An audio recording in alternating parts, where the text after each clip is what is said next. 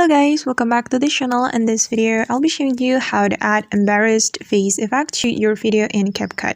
So let's get started. Here I have imported a video to CapCut and we're going to add like embarrassed face effect to this video. So the first thing we're going to do is click on this effect button right here.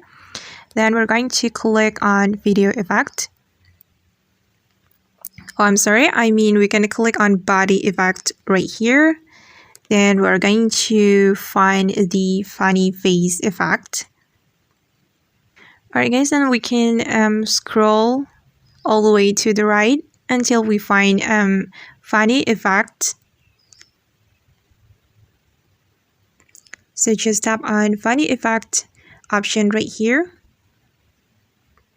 And if we want to add the embarrassed face effect, we can simply click on this embarrassed face effect. And right after you click on it, the effect will be applied to your video. Alright, after we are done, we can click on this check mark. And we can adjust the length. So we can make this effect align with the video. So just tap on the effect like this and we can drag it. Oops. Okay guys, and let's see the result. So let's just play the video. And this is the result guys.